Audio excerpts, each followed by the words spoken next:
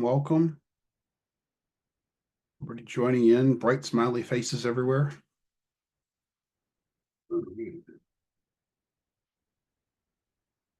Wonderful. Glad people could join in. All right. I think we're getting there. Have a few more joining in here, but we'll get moving to start off here. Appreciate everybody being here. We'll go through our standard introductions. Welcome to National REIA's REIA Now update. Thank you for coming in. We do want to specifically thank you. We appreciate your participation, appreciate you listening.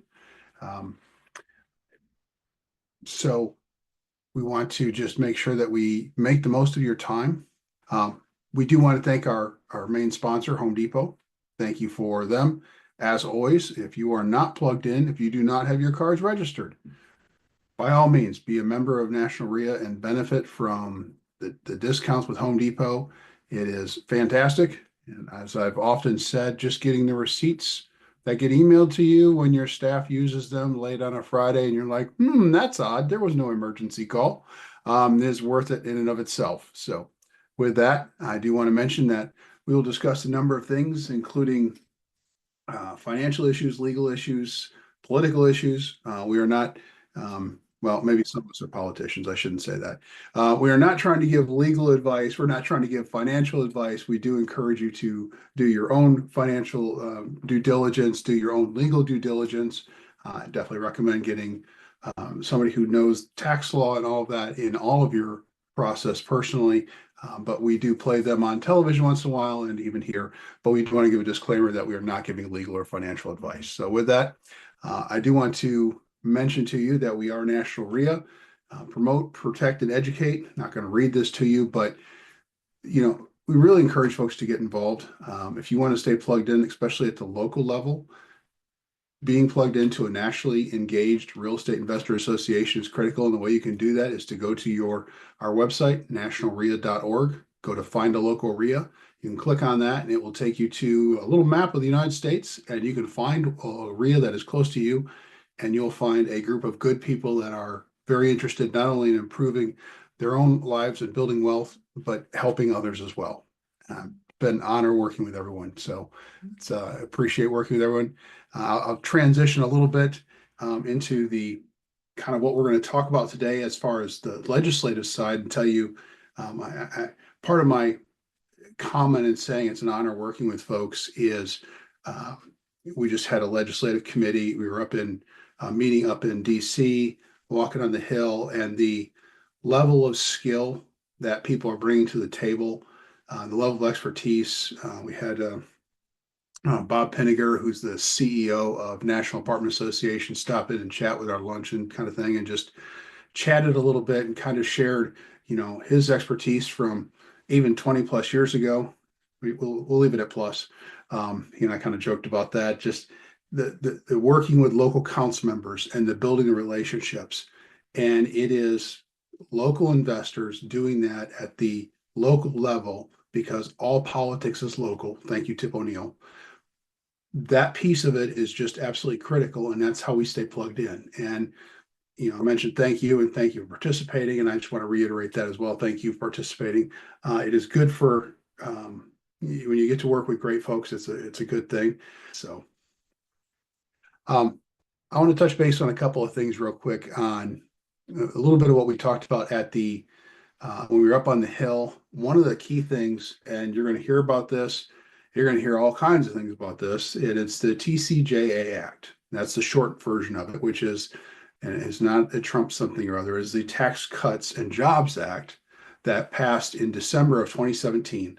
And this bill had a couple of things in it, from waivers for taxes on pass-through entities, so LLCs not getting taxed, and then you get taxed at your personal level, and all that. It continues to push it through. It also had a number of accelerated depreciation aspects to it, which was absolutely critical. That's something I want to reiterate that is up for re-engagement here. It's dropped to 40%, I believe, for 25, and will expire at the end of this year. So the goal is to actually, if you've heard it, it'll be one big, beautiful bill. That's what's being proposed. That will most likely come forward here, probably August, maybe September by the time it moves forward. Right now, they're moving forward with some smaller bills, a piece that could move from the Senate. In fact, actually, over the weekend, there was a piece that moved through and it had a few um, reductions in it. And it's an interesting bill. Read through, it's 160 some pages, but there's even the phrasing of how they engage and allow for the various departments to either reduce a certain amount or reduce at least a certain amount. And for HUD, I thought it was interesting because they said we encourage HUD to reduce at least $1 billion over the next 10 years. Now, I want to remind you, the reason I'm kind of chuckling on that is because in January, early February, HUD found 1.9 billion that had been misplaced. So with that in mind, not exactly the highest standards for expectations, not something we look at from a government perspective or from a business perspective and say, hey, they're really trying to achieve something here. It's like, can we set the bar a little higher maybe? But those will be coming in that one big beautiful bill supposedly that's coming. In the meantime, we're going to be dealing with two different things. One is, of course, tariffs. And one, I would encourage you to focus on the products that you actually purchase and keep an eye on those. A lot of the things that we purchase from appliances and such are either they are coming from Asia, or they're coming most likely like HVAC, things, items like that, which are larger, often from Canada or Mexico. And a lot of those production items are actually assembled in Mexico. So a lot of those are already in NAFTA. They're already excluded from additional tariffs. Wood, on the other hand, may not. I just saw about 30 minutes ago, it looks like there's going to be an increase on Canadian yellow pine, which may increase some cost. For perspective, we're about $610 per thousand board foot right now, which the peak of it, when everything was talking about how expensive it was around 1,400 per thousand. So yeah, okay, we've got a little room to go move, but just keep an eye on it. I think the bigger issue is demand. If people start utilizing a lot of it, that could really eat up. So I'm not sure how much we are actually going to be impacted by this at this moment. Um, the other piece is I will encourage you, those of you who've, rather than watching the news and whether it's the Chicken Littles or the people patting people on the back, either side of it, go read The Art of the Deal. Get an idea and insight into what the man is doing and the negotiation factor of what he's trying to create. Most of us who understand as entrepreneurs, you need to create leverage. That was what we're seeing. And most of us don't really like the process of watching the sausage get made. So with our 24/7 news cycle, I'd encourage you to stay focused on your business and not panic too much. One of the things that we are watching is on the regulatory side is we've seen the fair housing enforcement change. I don't know if you've seen some of this. Some of the grants have been pulled back across the board, and some people are screaming about this is fair housing going out the window. Other ones are saying, well, actually, no longer the government is no longer going to subsidize private rights of action. So there will be, I encourage, make sure you've got from your associations and participating in fair housing, make sure you do abide by fair housing laws. The administration is shifting back and refocusing priorities, which means they're moving money around. Some of that money will no longer be about a third of the funding typically for most local organizations. So that will no longer fund their enforcement efforts. So we'll see how that goes. A couple of things, excuse me, I know HUD is working on. I was able to spend some time over at HUD while I was in DC, and even how the housing choice voucher program is going to be monitored, altered, and possibly there is discussion of, as Secretary Turner mentioned in a weekend process, there might be some consideration of block granting out different parts of some of the HUD budget. That means that different states or the states would be able to access those programs and set them up and kind of put their own state specific spin on it. There'll probably be parameters from the Fed, but that is one of the things. And I'm not sure it will necessarily be housing choice vouchers as the first line, but there's a decent chance that that could, because with 3,300 public housing authorities out there overseeing the rules on it and engagement, this is an easy one to take off the plate of the Feds. So we'll see as we hear more on that. We've talked about a couple other things, and meaning from the affirmatively furthering fair housing on one side is being rolled back to things that they're considering, like lead paint and dust rules, which if you've seen what the new requirements are for starting in January of 25 here, was unreal, the standards that are put in place, and also the new testing. I just saw an 18-minute CDC video that could have been done in 3 minutes, summing up the very simple idea that because the standards have been, you could say, raised, or the thresholds lowered so much, that when they're doing blood lead level testing in children, that they're getting false positives because they're not being careful about even the type of paper having metals in it, creating a false positive in the blood lead level test. So that's the kind of minutia level that it's gotten down to, and that has been kind of a complication. So I know that is one of the discussion points. And of course, our favorite, the emotional support animals and companion animals and such, we did discuss that immediately right off the bat. And they said, yeah, that is up for discussion. I suggested they could summarize it very simply by just saying one sentence: HUD no longer handles this. The DOJ is what we will follow on their rules, and we will see. And there was definitely some welcoming to that consideration and thought process. So I will mention we are awaiting the seller finance bill being brought in. I did meet with Chairman Barr from Kentucky on that issue. He's going to be bringing it in. He's very positive on being able to see movement in it. And the idea is actually to kind of help roll that as one of the other items into the big, beautiful bill. There's a few things like that will most likely be put in there. We even had another conversation that we've had in the past, which is the issue of installment payments and taxes on those. So that if you sell something on installment, and instead of paying the IRS up front, and then maybe you're not getting all the installments, actually paying as you go kind of process. So those are some things that we're seeing. A lot of this is going to be in flux. We're going to keep giving you regulatory updates as we get them, and periodically you'll see emails coming out as we're asking for information and anecdotal information. That is part of what we offered in reaching out to the different congressional offices. So something along those lines, but a lot to move forward. And again, I would encourage you, if you're seeing something that is directly traceable to a tariff, please let me know. Again, Charles at nationalrea.org. Happy to reach out and chat with you on that. But I do want to, if you're seeing products that we are using that are being impacted specifically by one of the new tariffs, please let us know on that. We do want to know that and be able to pass that along to the administration.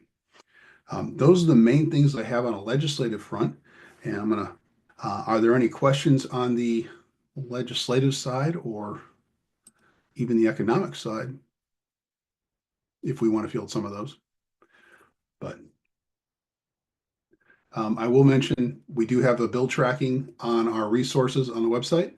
If you are unsure of what's going on in your state, make sure you get on there. You can track it. You can look in your state and find out different categories. We can also tweak it and adjust it for your state if you want to do that as well. So I do want to mention something else, and we talked about this in the last call, NCLA, which is the New Civil Liberties Alliance. They were part of, if you remember with Chevron deference, the Loper Bright relentless cases that were brought together to overturn Chevron deference. NCLA was part of the relentless case. They represented them. And part of what they said on the last call was, if we're seeing a fact pattern that comes in that violates either one of two set precedents that have just come in place in the last year, one of which is the Chevron deference being overturned, which means the regulatory agencies can make their own regs and rules, which have the force of law. They can help fight that side of things if they are laws that have been put or rules that have been put in place since like 1978, those kind of things. They can help overturn some of those.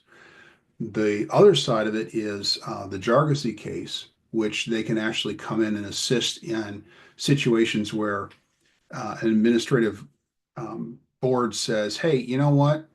Okay, you got to complain to it. You bring it to us. You come into our administrative court, and when you come into our administrative court, our kangaroo court, I'm sorry, our own staff will listen to you. And then if you don't like that, you can appeal and you go to an appeals court." Well, the problem is the appeals process doesn't allow you to bring in your information. They don't allow you to bring in any information because they already have made up their mind. And guess what? They're over 91% ruling for themselves. Isn't that just amazing? Well, Jargosy said, that's a judiciary rule, and that belongs in the judiciary branch, not in the executive branch. Part of what the idea behind Chevron deference was that's a legislative process. Rulemaking is a legislative process and belongs in a legislative branch. Executive branch is about administration and administering. And we've gotten very lazy in our processes and the executive branch has continued to grow. This is a way to kind of, again, rescale and come back to what the Constitution is. On one group actually passes the laws, the other group enforces it and administers it, and the other one says yay or nay on being a law. So that's how we come back to that legislative, executive, and administrative or judiciary branches. So if you are seeing fact patterns out there that could possibly be challenged based on either the Jargosy case or the Loper Bright Relentless cases, please let us know on that. I've actually recommended 2 different situations to them already, one of which they're having a conversation on and are looking at doing an amicus brief on. The other one we're actually having a conversation on Thursday. So it's when we have an organization that says, if you've got something like this that fits the fact pattern, we'll come in and run it for you, and they will support it and fund it all the way up to a Supreme Court case. That's a pretty awesome partner. Those are, you don't find those every day. So if you see those fact patterns, please let us know.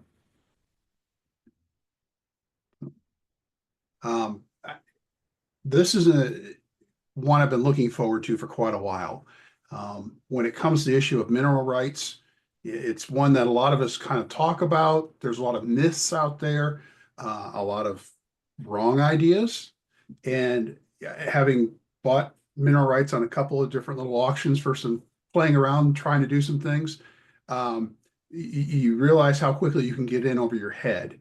And I actually have one of the books here, How to Invest in Mineral Rights with Eckard Enterprises, was one of the ones that I picked up quite a while ago. And we had the good fortune of running into Eckard Enterprises. And today we have none other than Troy Eckard. Look at that, the name's right there, with us today. And with that, Troy, talk to us about mineral rights and investing in mineral rights. You know, I look at mineral rights a lot like I did fishing with my dad as a kid. You know, he loved bass fishing, watched all the shows, had all the lures, had the boat, and we'd go spend hours and hours out there doing everything he told me to do, and we'd come up with zero fish, no big mouth bass would ever bite. And then one day I'm out fishing with my 3-year-old daughter, and we have this little Snoopy Zebco, and of course it won't release, and she's standing right next to shore, and I try to release it and throw it out, and it just literally drops in the water 2 feet from my feet. And a big old 2-pound bass hits it, and I just set it on shore. And I told my daughter, I said, that's how easy it is. Fishing's easy. That's the problem with mineral rights. In one regard, it's really a simple, easy to understand asset class, but it takes a lot of expertise to become good at it, proficient at it over long periods of time, like fishing does, right? And I think the key thing for the audience to remember is that because we're a very unique country, it's one of the only countries in the world that private ownership of natural resources and mineral rights exist. Most other countries are owned by the government. So we in this country have the ability to have 3 rights on every piece of real estate. We get the air rights, the surface rights, and the mineral rights. And we could literally be standing on top of that 2-pound bass with oil and gas under our feet, and we don't even know it. And so what's evolved because of the technology and what's evolved because of advanced applications and advanced in our oil and gas domestically, we now have 400 million acres in this country that has enormous amounts of oil and gas reserves under it. It's under shopping centers. It's under farmers co-ops. It's under barns. It's under retail centers. So it's become a really great asset. And a lot of real estate investors need to be aware of it, because in Dallas-Fort Worth, where the initial horizontal drilling took place, there's entire subdivisions that bought little single houses that the developer turned over the mineral rights, having no idea they were going to have oil and gas.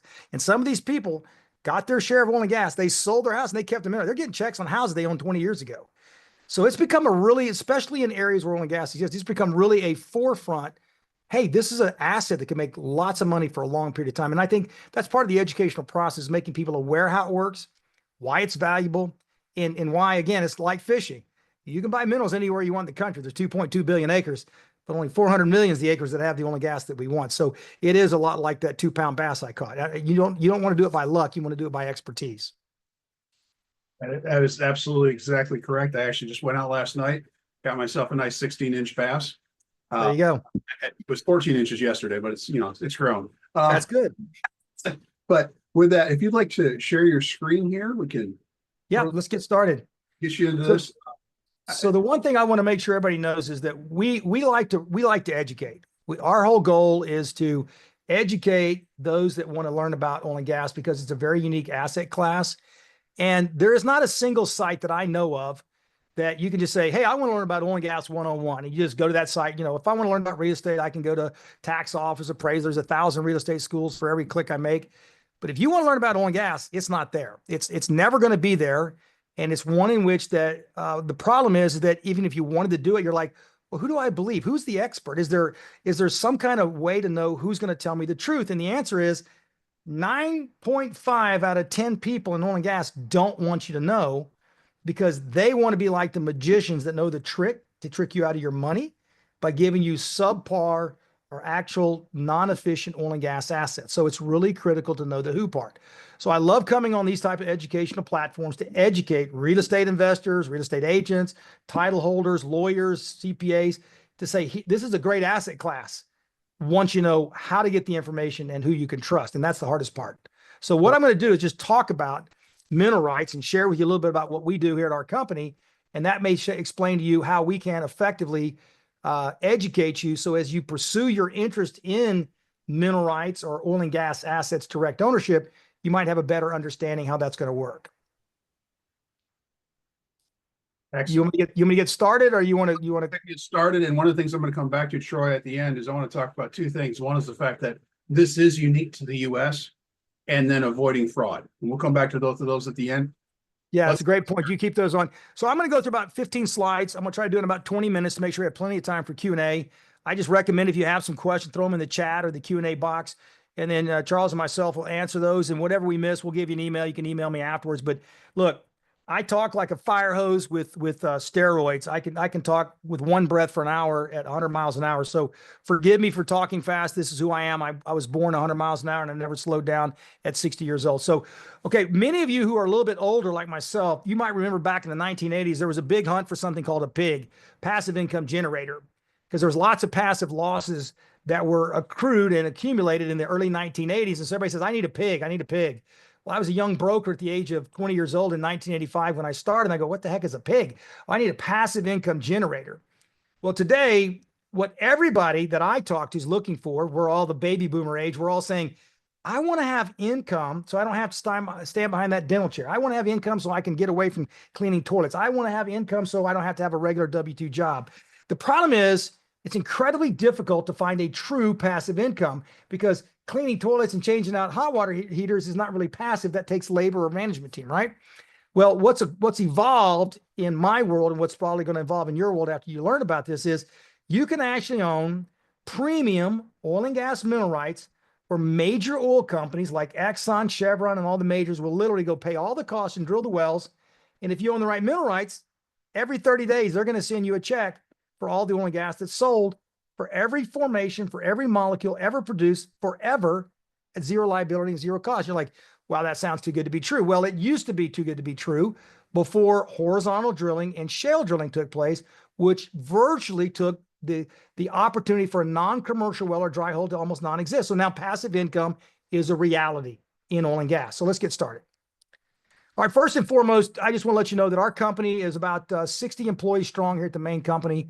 We own 3 businesses. We own a pipeline company, we own a drilling company, and we own a mineral company. The fully integrated team manages about 2,000 investors that we have that are all accredited. We have about 3,300 accounts. We have about 2,000 plus investors today. We're getting 25 to 50 new partners a month. We now manage right at $1 billion worth of assets that we've accumulated with partners.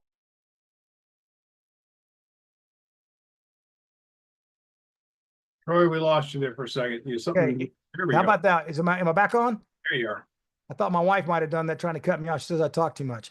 So we now have about 3,000 accounts and 2,200 clients. But what we've done is we've attracted really sophisticated investors, because a sophisticated investor has an inquiring mind. And when they figure out a better mousetrap, they want to be part of that. And what we've attracted is really geologists, engineers, bankers, lawyers, real estate investors. So we've attracted a really sophisticated group of clients because the asset commands that kind of attention by very sophisticated partners. Now, when I think about our experience, what a cycle we've had. We've had to create a vision for our company.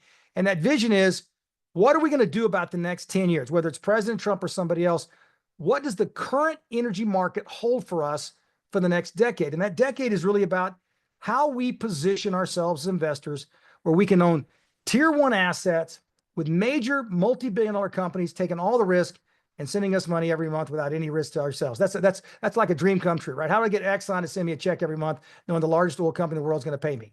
Well, it's going to take leadership and guidance. It took somebody who's got 35, 40 years of experience in history. I mean, that's back when I was young. You look at the past, so you can do an analog. You can do a post-mortem on the past to help guide you going into the future. Today, we have something we've never had before. We're drilling wells with computers, with satellite imagery, triangulation.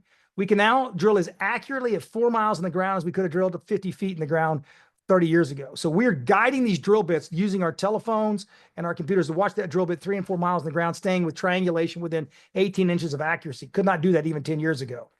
The other thing is the internet. The internet now gives us absolute access to every oil and gas well drilled in the United States for the last 100 years. We can see everything that was drilled from the beginning of time, because all these companies scraped all the hard data out of the courthouse and put it online. So now, just like with medical or any other very sophisticated industry, we now can see without fail what worked, what didn't, best in class, who operates, who cut corners.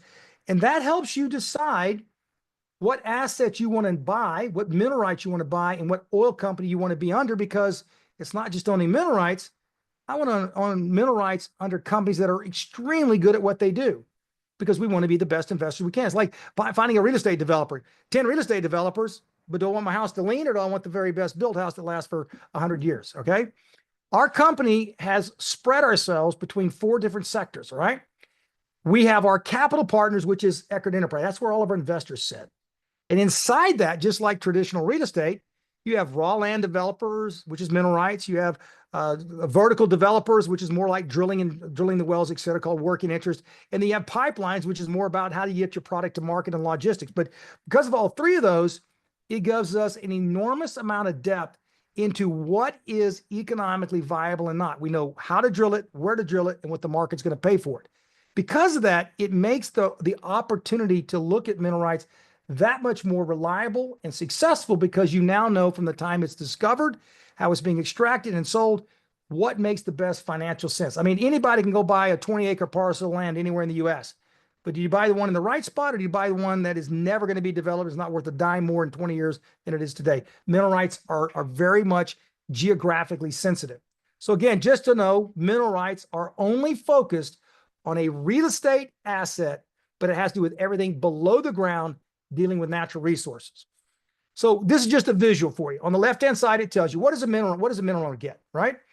It's real property. It's deeded and title. So you might have a ranch in Oklahoma, 300 acres, and I got a deed and title that says I own the entire ranch and all rights. All of a sudden, here comes a wind farm, or here comes some cellular towers, and they want to buy your air rights. Well, you peel off the air rights and you deed and title the air rights, but you still own the surface and the minerals. And then Troy comes along and wants to buy your 300 acres of mineral rights. So, okay, I'll sell you half. I'll sell you 150 acres of mineral rights. Again, it's deeded and titled separate for the mineral rights, the surface, and the air rights. So it is a real piece of property. You can use 1031 tax exchange. You can invest in your self-directed IRA. So IRS, every ruling is it's real estate. That's perfect, right? What I like most about this piece of real estate is I have zero liability. Well blows out, dry hole, I don't care. I mean, I care about a dry hole. I want money to make money, right? But I mean, I'm not responsible for it. I don't pay the drilling cost. I'm not worried about all the normal environmental things. I'm not worried about slip and falls. I get a check no matter what if there is a barrel of oil or molecule of gas pulled out from the minerals that I own, all right? I also like that it's a monthly distribution. Every month, that oil company's producing that well sells oil and gas to the buyers like Valero and whoever buys the gas. They get a check for whatever sold, and then they say the very first thing they do is they take the mineral owner's royalty share, the percentage of income we get, anywhere from 15 to 25%, and they set it aside because it's not their money.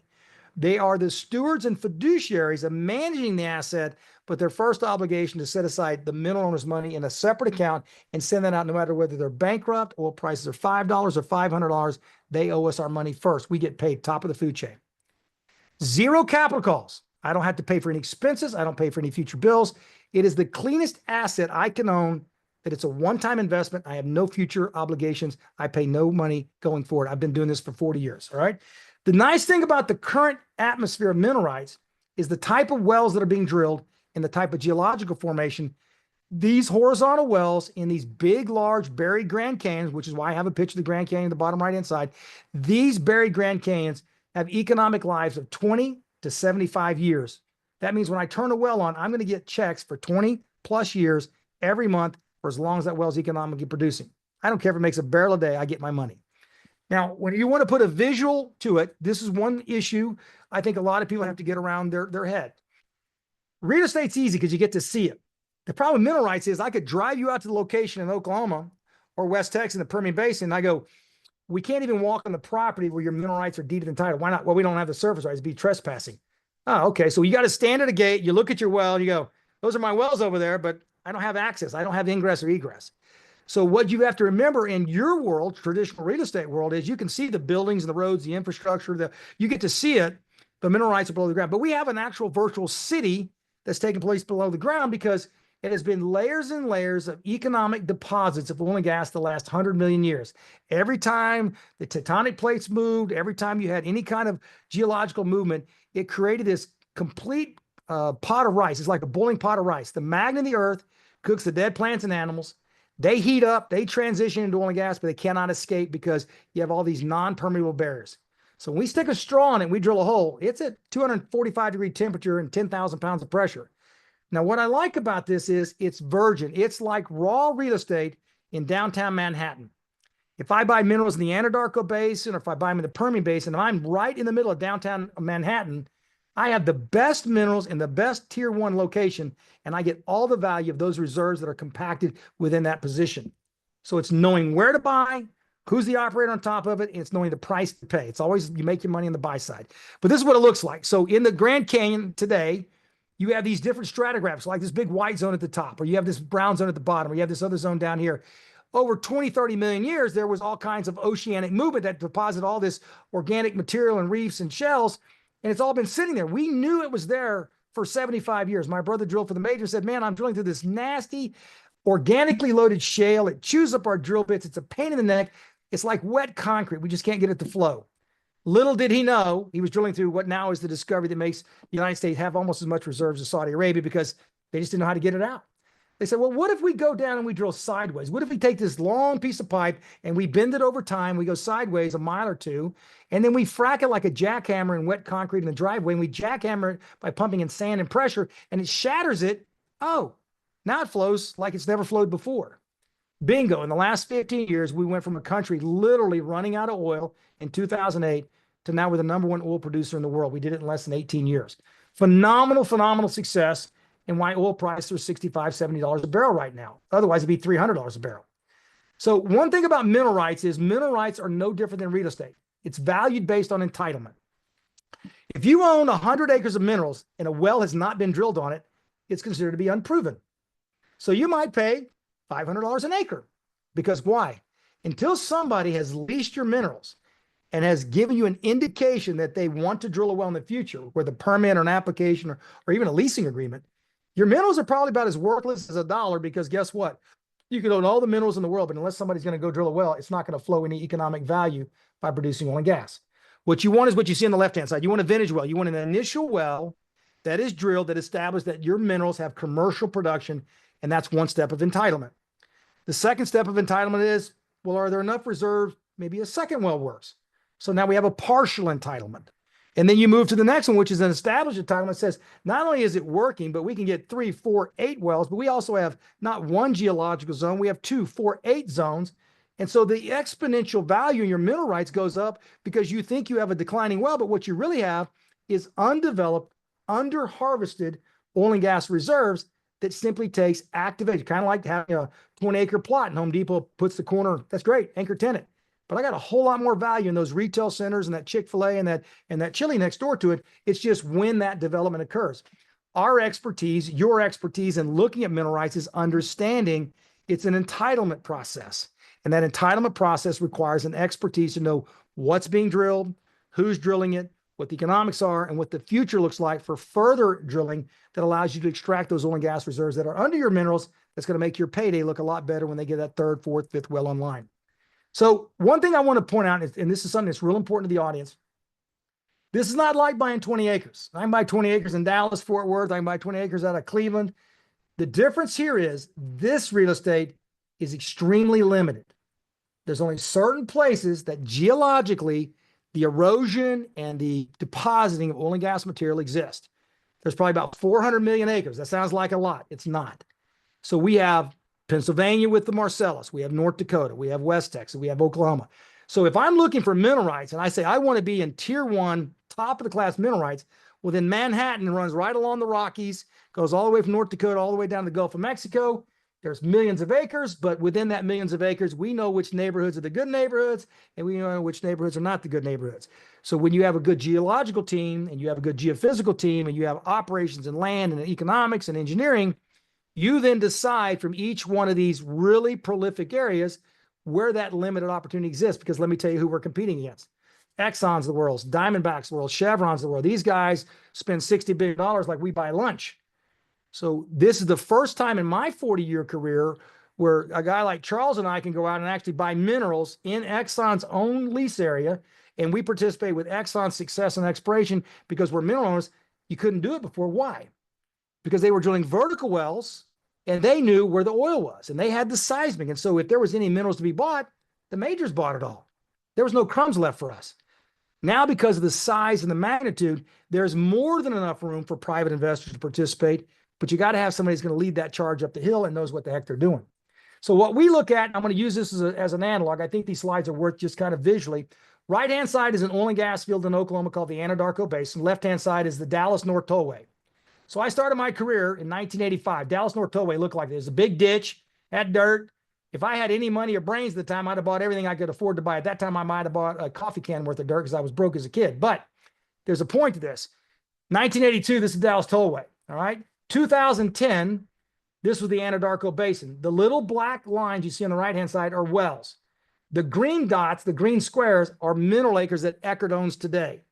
If I had gone out there in 2010, I would not have bought 90% of the mineral acres that I own right now because there wasn't any wells. I'd have been like, Charles, you and I are going to go buy out here in the southern quadrant. You go, you're nuts. The closest well is 80 miles away. I go, no, but it's full of oil and gas, like the North Tollway. Well, one day there's going to be thousands upon thousands of cars going there every morning paying $1 a car to go through it. Yeah, sure, Troy. I don't even see 1,000 cars coming a month through this thing. Then you fast forward it and you go, okay, well, now what are we dealing with? Well, let's get this go fast forward. Here we go. Now you go, okay, here's 1987. So we fast forward 5 years.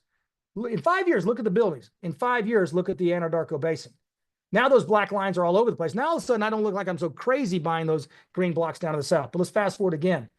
This is 2023. Now we go 20-something years ahead. And now we say 2023. Now you look at the Dallas North Tollway. You couldn't pay $100 per square foot for that property because it's fully developed. You look at the Anadarko Basin and everything that we own in green now has a well. But here's the funny part.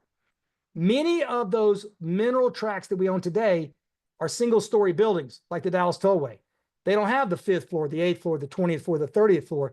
They've only drilled 1 or 2 wells. So it looks like it's really loaded with black. But the truth is, it's barely even scratched the surface of value creation through entitlement, and that entitlement's by drilling more wells. So if you put your real estate hat on and you think about minerals, It's like being in the 1980s with the Dallas Tollway.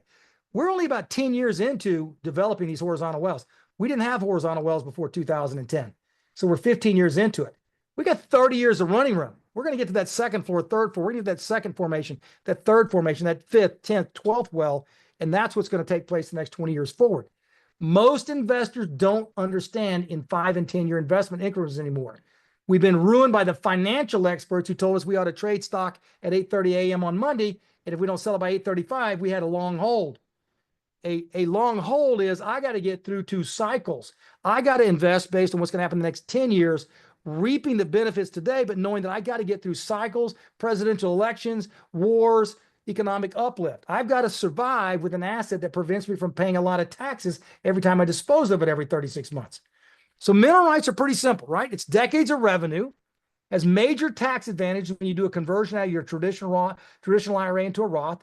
There's no liability, virtually no holding costs, no expenses, no capital costs. I've never written a check for mineral rights in my 40-year career. It's just every month, every day, my secretary puts checks in my box every day. I don't even know who some of the oil companies are anymore. I don't really care because they must pay me every month or they default the lease agreement and I get it all back. They're never going to miss a payment even if they went in bankruptcy. The advantage we have is that because of the way we do business and because of our tenants, we're the landlord as minerals. Our tenants are the Exxons, the Chevrons, the Diamondbacks of the world. I have the highest grade A rate star, 5-star rated companies that are my tenants. Now, the next couple of slides are just a diversion from mineral rights into working interest, but it's worth noting that when you're investing in mineral rights, a lot of our clients say, well, I own the mineral rights, but if they're drilling the wells in my mineral rights, maybe I want to drill the wells with them. Maybe I want not just the 20%, but I also want to participate for the other 75 or 80% and drill because they have big tax write-offs. So just as a couple of slides to let you know, we do what's called working interest. You can actually participate under the lease agreement. You can drill the very same wells the oil companies are drilling on our mineral rights and other mineral rights. And you get about an 80 to 90% tax write-off the first year because that's what the government allows. The government says, we want you to drill domestic wells. President Trump in 2017 gave you 100% write-off. And that's what he's proposing today is go back to that 100% write-off. So if I'm a real estate investor and I want passive income, I'm buying all the mineral rights I can through a 1031 exchange and my self-directed IRA, my investment account. If I need big tax write-off because I'm making a lot of W-2 income and active income, well, I want to drill some wells because it's about a 99.9% success rate on drilling wells. We don't really drill dry holes anymore. All that being said, it's all about where you want to be. I mean, do you want to be in traditional real estate where you have tenants and couples and families and businesses like Eckard in a building? Or do you want the Exxons out of the world who never send you a bill, never charge you money, never ask for a capital call? All you get to check every month for not only the minerals, but also for the percentage of ownership in the wells that have been drilled. This is Eckard. This is what we do. We love to say our proof is all about results. People talk a good game. They talk about IRRs. They talk about want to be and one day and I should be. For me, cash in your account every single month is by far the greatest convincing evidence that mineral rights is what I want to be in. And I want to drill wells to save taxes. So right now we're sending out about $6 million a month in revenue. We've sent out about $170 million in revenue in the last 5 years. We're about to cross $1 billion in capital. And for us as a company, we have one agenda: find the very best energy assets at the very best price and send our clients a tremendous amount of cash, because then you're not only an energy investor, but you might, if you decide to invest with us, be an Eckard partner for life, because you're never going to not like what you see, which is cash every single month from our company. So this is the way I view it. I can either be skipping on the beach with my wife, not a care in the world, and right now we got 7,500 wells making us money 24 hours a day, 7 days a week. Or I can be stressed out, looking at paper, wondering who's going to pay me rent and what toilet broke down and how I got to fix it. And I kind of choose A over B for myself. So if you have any interest, you can always hit the QR code. You can contact us, email us. The one thing we stress is education, education, education. And if you ever decide to sign up on our website to our app, it's got hundreds of hours of educational videos on about everything you can think of involving energy and the economy as it relates to energy. I believe it's all intertwined. President Trump is going to grow this economy like crazy. What he needs is a lot of oil and gas. He wants it as cheap as possible. But unfortunately, you don't get everything you wish for. You're going to pay $65 to $80 a barrel. But every asset you own, every asset, including NVIDIA and artificial intelligence, is going to require a lot more fossil fuel. We are now back in the saddle of being the most favored asset. And because of all the policy change in the last 4 months, oil and gas is going to be here much stronger over the next decade or two than it's ever been because of what's taking place under the current president. That means it's a great time to own oil and gas assets. Again, if you don't choose Eckard, that's fine. But there's public companies, There's different asset classes, pipelines, working interest, minerals, service companies. There's a lot of ways to be involved, but if you don't have energy in your portfolio, you're probably missing one of those significant things that helps you have a balanced portfolio. All right, Charles, I think I've knocked it out for about 30 minutes, one breath. Fantastic. I'll let you breathe for a second. I appreciate that. We was just up in DC last month and talking with House members, Senate members, and they're, the big, beautiful bill. I can't do the impersonation of it, but that piece of it, the Tax Cuts and Jobs Act renewal, or part 2, coming back because expiration is the end of this year. That is what's moving forward. And that is, again, exactly to your point, shale, oil, gas is all part of this. And I want to back up a little bit historically and kind of describe a little bit, because we talked about this. First of all, the US is one of the few areas you can actually be an entrepreneur and be engaged in mineral rights. Other Correct. parts of the world, the government owns all of those. Correct. So the US, we have an opportunity here. And historically, correct me if I'm wrong here, Troy, but what we started to see was basically a 1940s technology with fracking started being utilized about 15, 20 years ago, a little more by some mom and pops, and started in that kind of smaller process. They started to refine, they started to get this process moving. And that was kind of the first part of the shale revolution. It's kind of come to a second revolution where people started to go, this is actually working. We're getting gas, we're getting the oil out. Now what do we do? How do we build from there and start really building the infrastructure of it? And now we're kind of moving towards a third revolution where there's a lot more consolidation, there's bigger companies moving in, and this is no longer just, okay, it's some old technology, we're using it this way. This is tried and true and proven at this point. Yeah, I would say you're partially right in the beginning. What happened is I was drilling horizontal wells in 1989. So the technology to go sideways, even 1,000 feet out, was around in the late 1980s, right? The idea of fracking, you'd frack even a vertical well by saying, if I just can put pressure and drop nitroglycerin down, it'll shatter this hard rock that has low permeability. Okay. Actually, George Mitchell with Mitchell Energy is the one who discovered it and perfected the process. And what you said is correct. So he would take a well and kick it out 500 feet. And he goes, well, I've got more exposure to the reservoir. So I went from 5 barrels a day to 50 barrels a day at a $500,000 incremental cost. Okay, that still doesn't make a lot of sense. But what he finally figured out is that the molecules are there in more abundant quantity than any other asset or any other geological formation in the world. But how do you get it out? So how do you get wet concrete in your driveway to flow? Well, you get a jackhammer and you create a point of least resistance. So he thought, what if I just pump sand in there, overpressure it, and crack it and let it flow up this long horizontal well, 1 or 2 mile well. And he went from 5 barrels to 50 barrels to 200 barrels to 1,000 barrels. And so the evolution we're in today is exactly what you said. Exxon bought out Pioneer for one reason. There's an actuary in Exxon's office that said in about 2042, Exxon has fewer locations to drill, and their decline curve means their stock's gonna be worth less money. Let's go buy Pioneer for $60 billion. They probably think it's a $500 billion to $1 trillion in value. And that gives another 20, 30 years of proven reserves, which means people will buy our stock. So that came with one other component, which is what you tied to. I'm not worried about dry holes. We haven't had a dry hole in 6 years. Now it's all about internal rates of return. So the funny part for me is I haven't talked about a dry hole since like 2016, right? What they're really talking about is, what if I drilled 3 miles? What if I drilled 4 verticals at one time, move that rig off, and then put a horizontal rig to drill the 4? It's all now turning into like automobile industry. It's all about manufacturing processing. So we drill our own wells, but we have to go drill them. Then we set them up for fracking. Then we set them up for completion. You're doing everything in multiples of 5, 10, 20, 50 wells at a time. And so I've said this for years. The middle class oil and gas disappeared a decade ago. You had these billion-dollar companies, you had these $100 million companies, and you had the mom and pops.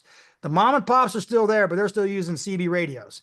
And the middle class have been bought out and absorbed by the next billion-dollar company. Now the $10 billion companies are being bought out by the Exxons of the world. So you truly have a ecosystem that has evolved where the middle class sub-billion dollars is gone, which is why Eckard's able to survive. We survive not because we're a billion-dollar company, but because we've exposed our opportunities to wealthy investors who appreciate access to energy. And because of that, we now have collectively invested $1 billion in the last 5 years. And that's kind of where we see our role in this, is that we are able to play like $1 billion company because of investors like yourself. Sounds perfect. I appreciate that. I appreciate your point about the education. Encourage everyone. We very much, from diversification to allowing for more education, at the very least, get knowledgeable on this issue. And part of the reason I'm going to the knowledge aspect, Troy, is fraud. We see fraud all the time in different areas, different issues. Talk a little bit about how somebody can be a little wiser and some of the things you're seeing out there on the fraud side. And again, Eckard is not fraud. Eckard is the kind of good people you want to go to their educational material, look at that. But Troy, what are you seeing out there? Well, to me, it's very fundamental. So what I did about a month and a half ago, I hired a forensic CPA, and I said, ever since President Trump got elected and started the mantra of drill, baby, drill, I've seen about 40 brand new startup oil and gas promoters. And the key is common sense. Number one, if they will not tell you who the principal owners are, and you can't find out what they've been doing the last 20 or 30 years on Google, immediately eliminate them from the process. And you're going to find a lot of people tell you the last 5 years, it's like they were born in 2020. That's number one rule of thumb. Number two, track record. Don't tell me what you're going to do. Don't tell me about your IRS. Show me what you've done and prove that you've been around and you understand oil and gas, because this is like brain surgery. Oil and gas is not easy. It takes a lot of experience. You got to fall down and scrape your knees quite a bit to learn how to do it correctly. So what I don't want to do is enter a very sophisticated industry with somebody who is either fraud from the fact they have no background, or somebody who won't give me information. Now watch. Every oil well in this country is given a specific ID number called an API number. That API number, you can find it on multiple sources all across the internet.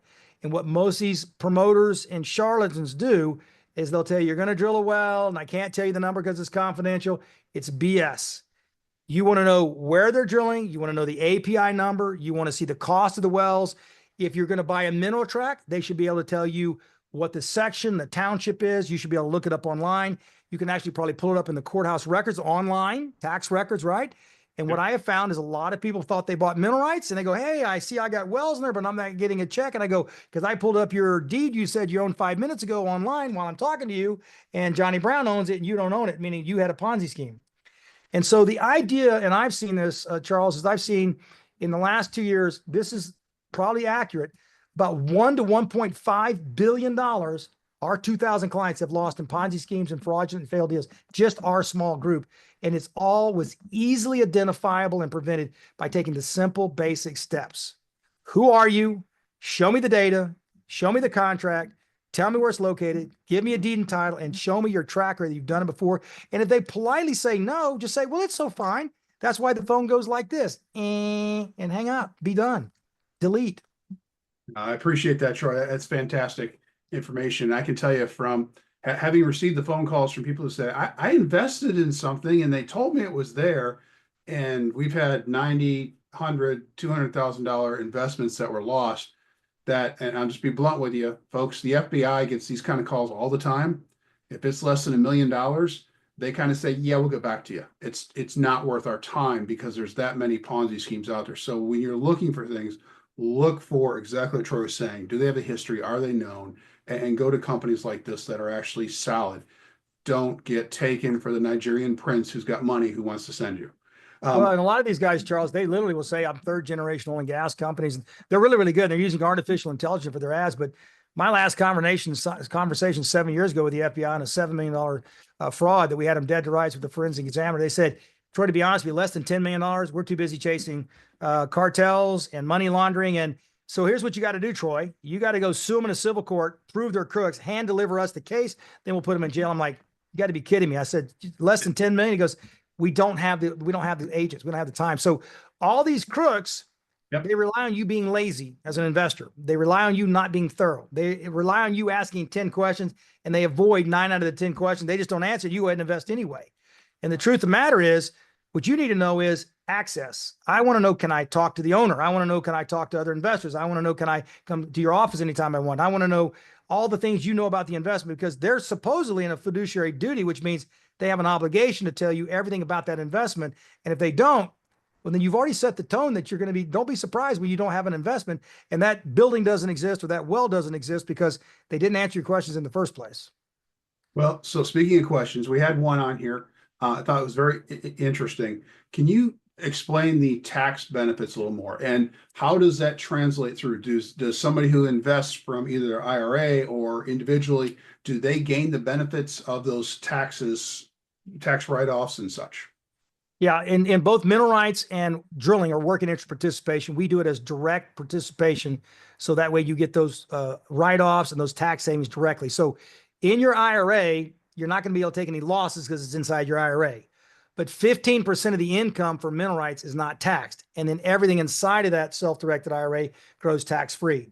The other thing, a couple of our really smart clients figured out about 7 years ago, that if you have a traditional IRA that you put into that self-directed IRA, right, but it's traditional, if you buy mineral rights and then go to an outside appraiser, which we have 5 independent appraisers, they generally will appraise those at a SEC or IRS value at about 50% lower than what the market value is. So if I've got $1 million in my IRA and I buy mineral rights and I go through that conversion process into my Roth, you're paying tax on about 50% or maybe 65% lower than what I paid for it. That lowers my taxes on my gross transfer about 65%. That's a big tool a bunch of our clients found out. So we've saved millions upon millions of dollars for our investors. Now, outside your retirement plan, you can use that typical 1031 tax exchange to get into a mineral rights and by using that 1031 tax savings, obviously. And then with drilling, it's pretty simple. If I do quarterly estimates on my taxes and I'm a high W-2 income earner, I want to point this out visually, so I like to use my fist. I want everybody to hear this. What all these promoters prey on is that you will chase a tax write-off and you'll forget the fundamental of making money. So a dry hole has the same tax write-offs as a good well. So you get them either way. So if I know anytime I drill, I get the same tax write-off, what you need to focus on is if you're going to have a good well or not. Can you make money? And the way they get you is they focus on tax write-off by saying, if you write me a check for $250,000 and you drill this well, you can call your CPA right now and reduce your taxable income by $250,000 under President Trump's bonus depreciation. So you go, wow, I saved $67,000 or $80,000 based on my tax bracket. I just made a kill. I'm a smart person. Well, guess what? You might as well take your money in the parking lot and set it on fire.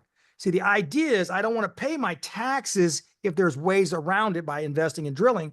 What I really want to do is take the savings, meaning the money I wouldn't have paid in taxes, and smartly invest it so it makes back my tax money and I make a nice profit on that. Oil and gas is a profitable business, folks. Exxon gets no tax write-offs and they make $60 billion a year. You should demand that if you participate in drilling, you're going to make a profit. But if you think about it from a tax point of view, you get 2 benefits. I get that big first-year tax write-off, and I also have 15% of my income I don't pay taxes on. Here's an example. If I were to put $250,000 in each year for the next 5 years, I'd have $1,250,000 invested. If you reinvest the income from these horizontal wells, the way our model's been working, basically by the time I get to year 5, I got $3 million invested. I invest $250, but I take first year's income, invest the second, and I compound by investing that money. I end up with about $3 million invested. I have about $6.5 million in reserves in the ground. That's what Exxon does. They invest the profits, they pay their shareholders, they pay the dividends, and they just keep compounding.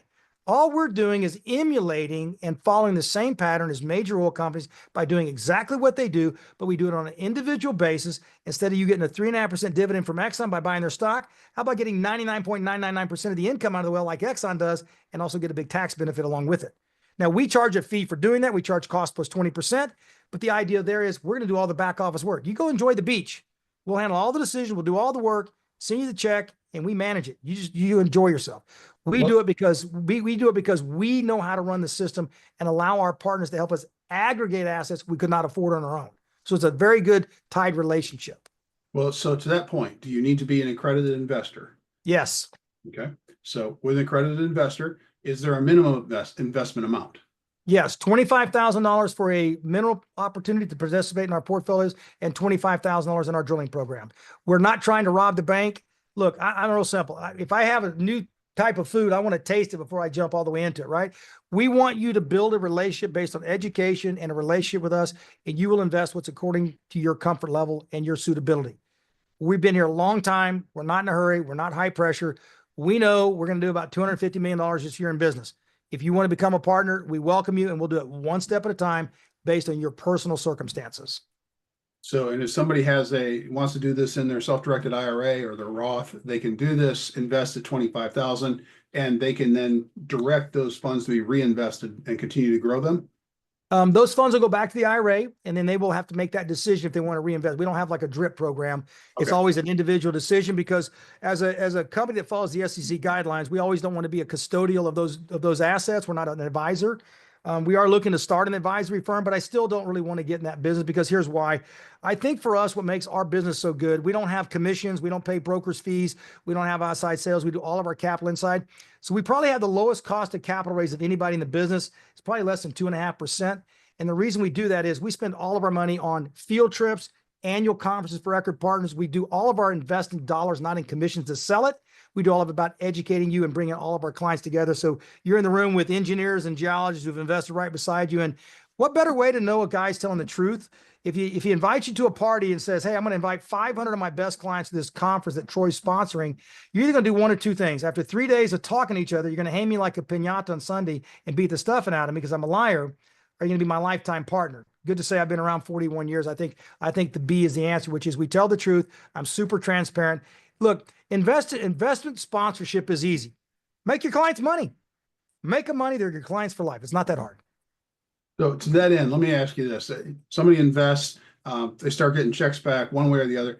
Do you, and I know you've got education out there, do you also do, so I got a CPA who's Midwestern. He's not up to speed on what's going to happen in mineral rights and such. Do you send letters or recommendations like, here's some things to consider in filing, make sure your CPA considers it this way or files it this way? Any kind of recommendations along those lines? We don't give accounting advice, but what we do is we send out all the tax code. We say, here's all the information each CPA financial advisor wants. So our job is pretty simple. CPAs do not get any benefit from recommending oil and gas, neither do advisors, really, because we don't pay commissions, right? But what we tell all the advisors, CPAs, and all those professional financial analysts is, look, if you have a client that is involved in oil and gas, and this is funny, but 9 out of 10 CPAs don't even know the tax code, where to go find it. They file it incorrect. They don't take advantage. So what we do at the end of the year, we send out all of our 1099s, all of our Schedule Cs, all of our tax information for drilling, and we say, here's the code. Here's the information. Here's the schedule. Unless they're just inept and can't fill out a form and a code, you're going to get maximum tax advantage. And we are very, very early and spot on all of our tax reporting, because I like happy clients. An unhappy client is somebody's calling me on March the 30th saying, where is my tax information? It's really hard to make somebody happy when you're either behind or you don't make them money. We like to make you happy. So let me go back to one thing real quick, just that people weren't sure what they heard on this one. So investing, they can invest 25,000. Do they invest 25,000 in two different areas, or each area Yeah. minimum is required at 25? No, so it's 25,000 per portfolio. So like right now we have a $7 million mineral portfolio. In that portfolio is 40 or 50 producing wells, maybe 10 or 15 different areas with 10 or 15 different oil companies that are managed. We like really nice, broad diversification. We like geographically. What we do is we create these mini portfolios, $5 to $100 million portfolios. Out of 7 million, you say, I'll take 50,000 of the $7 million portfolio. You'll sign a purchase sale agreement. It has an exhibit, has all the specific tracts of minerals you own, all the producing wells. 6 months after you make the investment, you get a check. But here's more important. We spent a lot of money and time developing the only alternative asset app of its kind. When you sign up as a partner, we give you a sign up for our account called the Eckard Insight. And you can go on that app and it tells you every well, every production, every track, every deed and title to your records, all online, annual report, every update. It pings you and tells you there's a well drilled in your minerals. Here's what it's produced. It is the most sophisticated app of anybody in alternative asset space. And that's because I like to crush my competition. I like to overachieve. I'm an overachiever. But what I like about it is I design it the way I want it. So I give you $1 million. I like you. I trust you. I always want to verify, and I love playing the game. So I may be on a trip in Europe and I want to sit down and go, what's my wells doing? Where's my pay? Where'd I get that income from? All your revenues online, all your wells are online, all your deeds and titles are online. And we did something else too, Charles, I should point out. It's real difficult to get out of alternative assets. It's hard to sell. So what we did is we created on that Eckard Insights called P2P, partner to partner. Let's say I got $1 million, 100,000 in 10 portfolios, but I want to buy a new lake house. So I need to sell one of my portfolios. I need cash, or I have a cash problem or medical, right? I go to P2P and say, I want to list portfolio number 10. I want 110,000 for what I paid 100,000. Now you have 2,000 sophisticated partners that are in there buying those assets all day long. Now, if you list it for twice the price, we're not idiots either. We're all bargain shoppers too. So what we're finding is it's a very efficient way to create liquidity for those who need to sell their portfolios or part of their portfolios for different reasons. We're the only alternative asset class that created that. And it works out like it works out tremendously well. Excellent. So the last question here, I think, and then we'll get kind of a wrap up. The question is average returns last 12, 18 months, 2 years, 3 years. What are you seeing for returns typically? Over 100 portfolios in 6 years, we're averaging 13% cash on cash return on all of our mineral portfolios. On all of our drilling portfolios, I believe we're averaging 31% return per year. No dry holes. So we're crushing it. And to be candid with you, that 13% is probably more like 15 to 18%. But in the last year and a half, because of the previous administration's negative fossil fuel, a lot of oil companies drilled the wells. They just didn't turn the valve open. They said, we're going to wait till prices get higher. So we've got probably 300 wells that were drilled. Exxon, Chevron just said, we're not cranking it open. They're now starting to crank the wells open. So we've had a little bit of a delay, but if I were to look at the true rate of return, I would imagine by December this year, I bet our average rate of return is pushing north of 14 to 15% cash on cash across all portfolios. About 15% of our portfolios are running behind their model expectations because of delayed activation, not turning those wells online. So like if you got in late 23 through 24, you're probably running 1 or 2 percentage points behind our model as a result of that delayed activation. So the idea for us is if I had 250,000 to invest this year, I might put 25,000 in 10 portfolios. I'll end up with 400, 500, 600 wells, tons of sections, tons of, dozens and dozens of operators. And so I'm always seeing wells online and cash flow coming online. It's diversification within that diversification of this particular asset class. That's the smart way to do it. Excellent. Troy, I can't thank you enough for coming on and going through this. I'm sure we'll be replaying this. We'll share out a copy of the video here as it goes out on our channel. And as you get updates, links, information, send them to us. We appreciate it. Any final comments or thoughts, Troy? Yeah, I'll tell you 2 things. One is what we're dealing with is a president who's got a macro mindset on how to make this country the strongest it's been since post-World War II. My recommendation I've given my 2,000 clients is stop panicking. Don't sell if you don't have to. Second thing is don't feed 3-legged horses. If you got an asset that's not going to work, don't make those capital contributions when you're feeding a 3-legged horse. Right now is the time to be calm and confident, and it's going to take 18 to 36 months. I don't believe this tariff's over by Christmas. So I'm just giving advice as a 61-year-old, 40-year seasoned experienced investor.